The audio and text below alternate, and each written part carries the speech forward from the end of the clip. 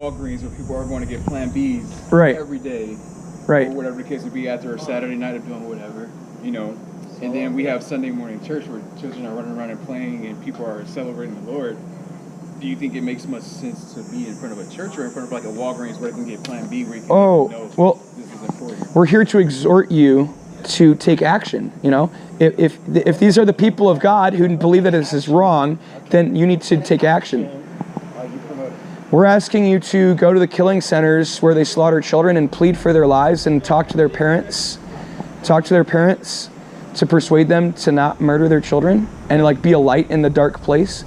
We're saying, hey, go out and reach thousands of people on the streets and educate them, because thousands of people are being educated into lies and foolishness, and the truth needs to be louder than the lies. You know, people need to be educated so that they don't do this. People need to have the gospel brought to them so that their lives are transformed. We're saying, do whatever you would do for born children. If born children were being taken into killing facilities in your city and massacred on a regular basis, what would the response of Christians be? I think it would be a lot different than what it is for preborn children. So there's some discrimination going on. Pretty shocking images.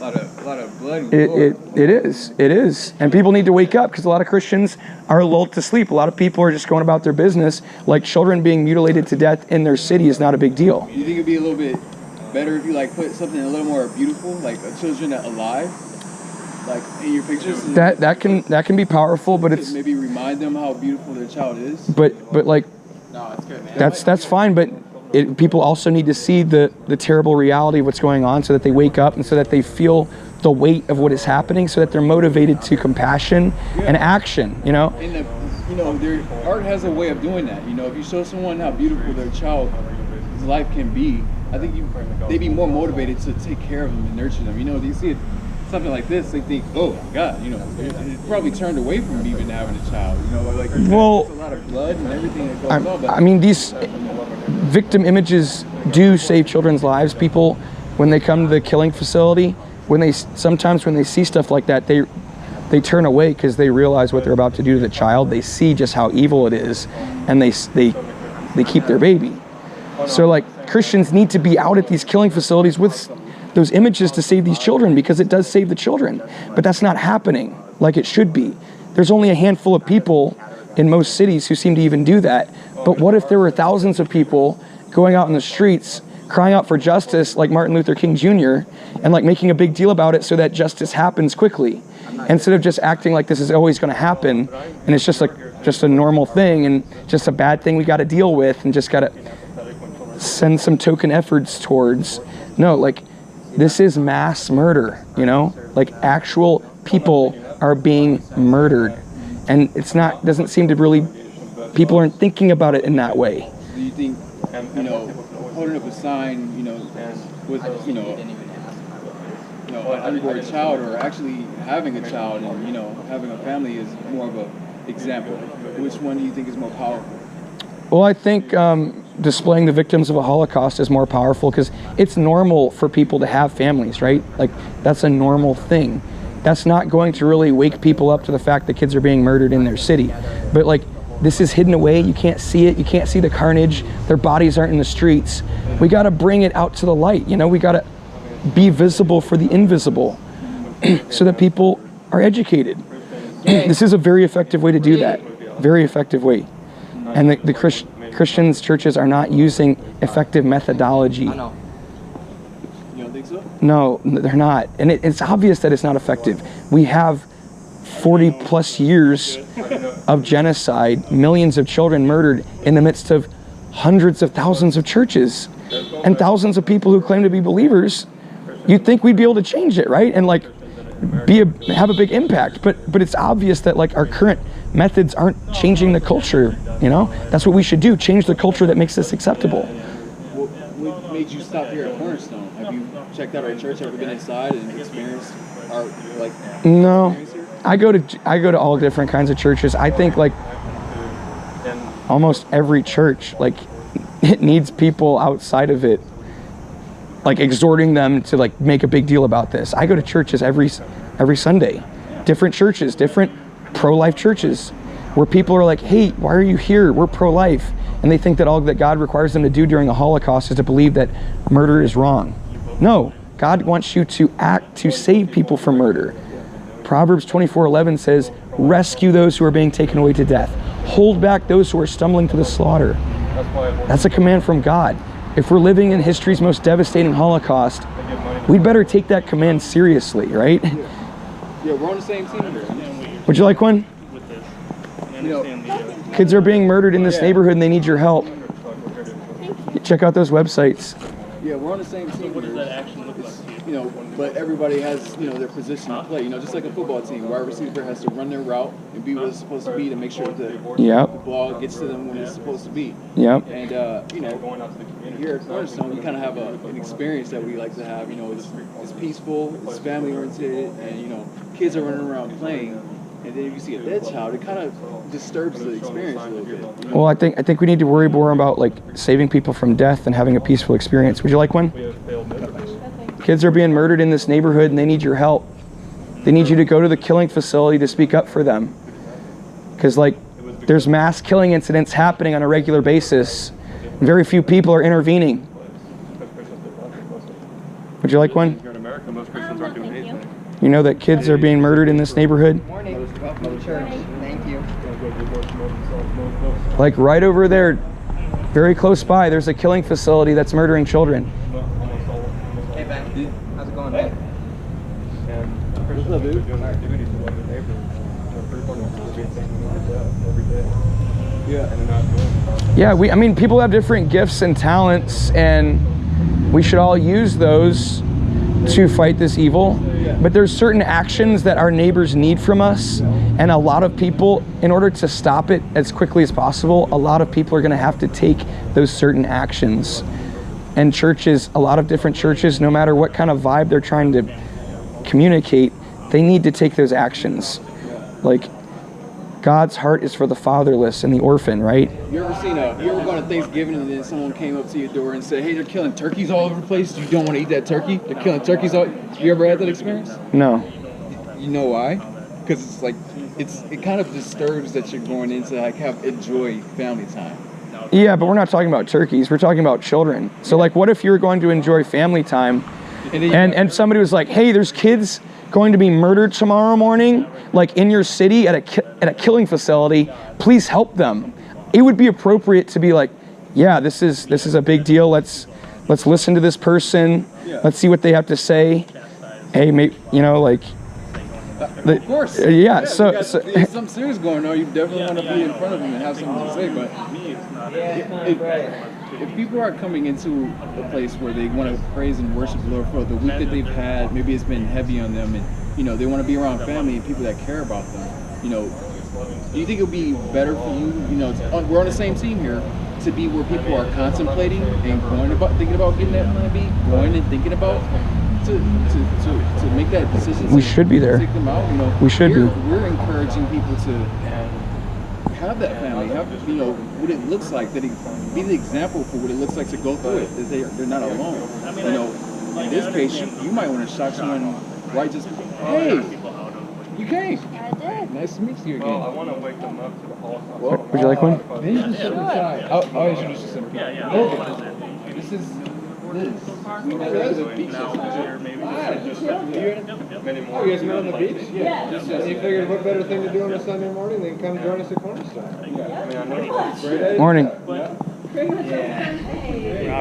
I'm Matt. Would you like one? Yeah. Yeah, there's kids being slaughtered in a killing facility in this neighborhood. Yeah, right across over. Affiliated medical services. It's Across from Jets or whatever the gas station is there. Yeah, we're exhorting people to like make a big deal about that and to like live their lives like kids are actually being mass murdered in their city. You know, most Christians aren't doing that, and like we're saying, when you know when and where kids are going to be murdered, you should probably be there, right? You should go there. Big deal about it. You should go there to intervene on their behalf, to talk to their killers, to persuade them to not kill the child, right? Yeah. That's like, what could be more important at that time of day to be doing, right? if you know when and where somebody's going to go and shoot up a classroom full of children, and the police are going to stand by and watch while it happens, it's probably good for you to go get a gun and try to stop it, right? And to go there and to intervene, and to not just be like, oh, I know where a mass killing incident is going to happen, but I'm just going to stay home and act like it's no big deal. That's hatred, you know, that's not love. So Christians are living in hatred towards their neighbors, and we're saying, don't hate your neighbors anymore, love them, you know? Love them the same way you love born children. It's a protection issue. Yeah.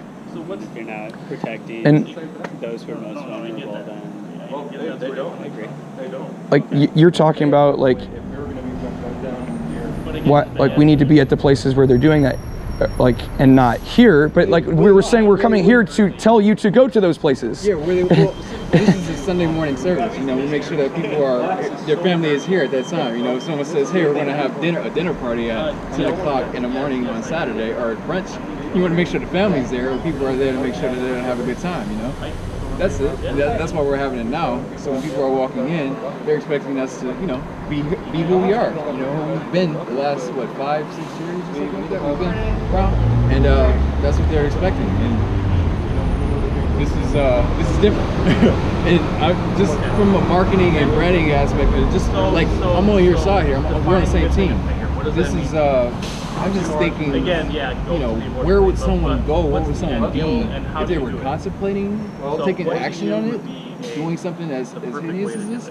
They would be on the way to Walgreens. They would be on the way to they would be on the way to, you know, the abortion center.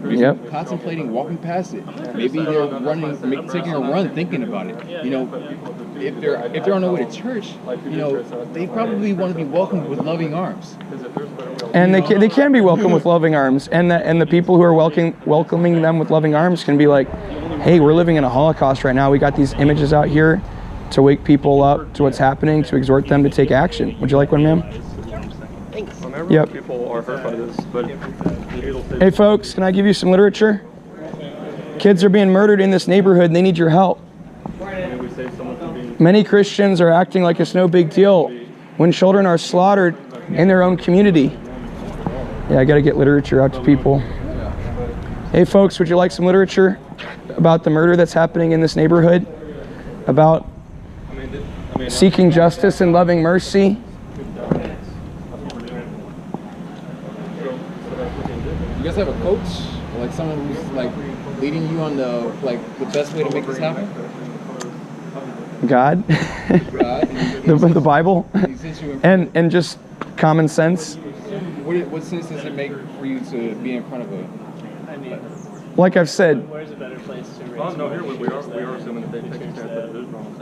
But all right, question. Where's a better place to raise more leaders? Are we? Place that's You can believe abortion is murder, but that. Well, we got to go to the good people to ask them for help, right? We don't go to the pro-abortion people to ask them for help. We say, hey, here's a bunch of people who are probably pro-life. We're going to exhort you to love and good works. We're going to say, here are children who need your help. Please help them. So that's why we got to be out here. Do you think it would be better if we said something and announced it with the community in front of us, maybe in the beginning of a sermon or after an announcement to meet up somewhere throughout the week? You could do that. Hey, folks, would you like some literature? Children are being murdered in your community. They're being murdered in your city.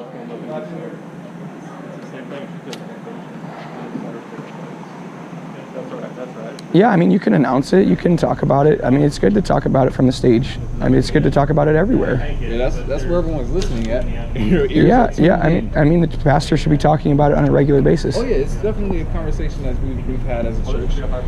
We haven't. I wouldn't say that there's been like a meetup about it, but I mean, if you want to be a part of that leadership, I think there's definitely room for that to happen. It's just, you know, there's a way you do things. You can do a lot of things, but the way you go about doing it is, you know, going to have a different effect. You know, this is one way to do it, but you know. Yeah, but this is a way that communicates the urgency of the situation. You know, the way doing it this way communicates the urgency of the situation. Like reaching a bunch of people at once, saying, "Hey, this is a big deal, everybody! Like, look at this. Kids need your help." And it wakes people up. They're like, "Whoa, there's these crazy images out here. Like, this must be a big deal. You know, we need to take this seriously. Look at that murdered child right there. Hey, let's do something about it. Yeah, it sounds like you got a really strong stance in this. It's like, you know, almost sound like you need to like have just a moment to say something, you know, on stage, or you know, maybe say or be appointed by the person who's leading and you know, pastoring people to show them, you know, the best way to help them, you know, be healthy with their soul. It would be great to speak from the stage if I could. Yeah, you know, I think you know, sometimes, you know, when it comes to speaking and, you know, when you want to spread a message, you kind of have to lean on someone who kind of has the, you know, the authority around, you know, or people recognize, or they respect, you know. A lot of people respect, you know, John and Andrew are pastors. They know they have families. And hey, folks, would you like some literature about the children who are being murdered and who need your help? Sorry about that. Yeah. You know, just saying that a lot of people respect John and Andrew and what they've done here, you know, from starting in just an apartment to where they are now.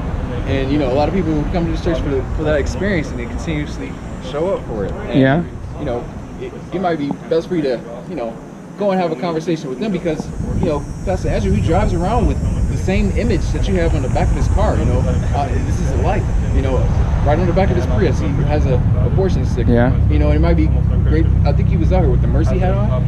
Yeah. Yeah, and he drives around with that. And, you know, it might be good to just have coffee with him and see how we can incorporate that into our experience so that it's fluid, it's smooth, it's not like a, I did just talk to him, and he doesn't like our methodology. And that's what most pastors will say. I don't know if he's a pastor. Most pastors will say, I agree with your message, but I disagree with your methodology. But the problem is, our methodology is an essential part of the message. You communicate a message with your methodology. Hey folks, can I give you some literature about justice and mercy in the middle of a Holocaust? I know quite a bit about that, so thank you. Okay, so we're here to exhort people to take action, practical action to help their neighbors. Do you think you're helping our experience here, or do you think you're helping it? Yeah. In what way? Like waking people up to the abortion Holocaust and making them seriously think about what's going on. Do you think it would be best if we maybe introduce you, like, after the sermon, like after service, or do you think it's best to almost panhandle? You know, it's kind of whatever like, you want. It's like I mean, panhandling, but opposites.